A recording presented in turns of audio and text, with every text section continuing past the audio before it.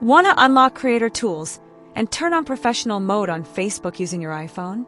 Here is a quick step-by-step guide to growing your audience. First, open Facebook.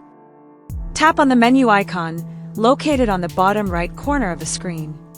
Tap on your profile name to open your profile for further process.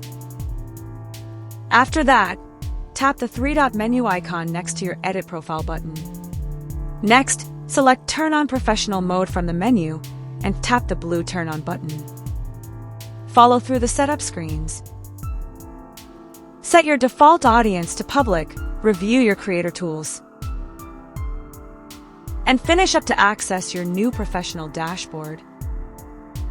You will be notified with a congrats message pop-up after successfully turning on professional mode.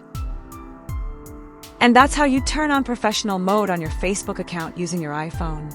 If you found this guide helpful, give it a thumbs up and subscribe for more tips. Thanks for watching.